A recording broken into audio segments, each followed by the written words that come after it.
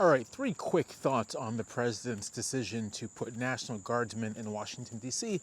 and federalize the D.C. police force, at least temporarily, 30 days under the D.C. Home Rule Act of 1973 to do, I guess, more law enforcement or something. Okay, the first is that the president's claims about the state of D.C. are just total nonsense. I used to live there. I lived there for 8 or 9 years. I am in D.C. quite frequently. It's a place I go to a lot for work. And when I'm in DC, I'm not simply in downtown and around the Capitol. I'm seeing friends in Columbia Heights, in Shaw, in LaDroit Park, in my old neighborhood of Bloomingdale.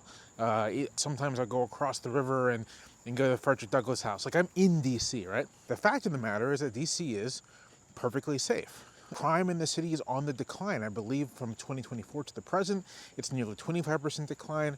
Over the past 30 years, DC is the safest it's ever been, with lower rates of all kinds of violent crime, and especially lower rates of murder.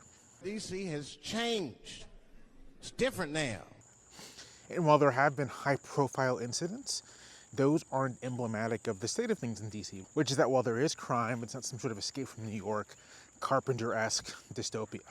Carpenter's Escape from New York, the high adventure of the future. One man must go in where no man has ever gotten out. Second point, I think you should understand this stuff as evidence of presidential weakness and not presidential strength. Trump is plainly incapable of doing anything like traditional democratic governance. He can't negotiate, he can't bargain, he can't compromise anything. And so he relies on contrived and pretextual emergencies to claim arbitrary authority to act as he'd like. And you can see with the tariffs that even then he just does not know how to govern in any kind of functional way.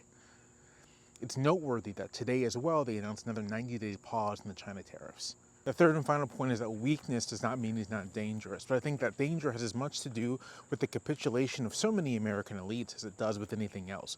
If those elites, if those institutions showed stiffer spines, I think we'd be in a better place.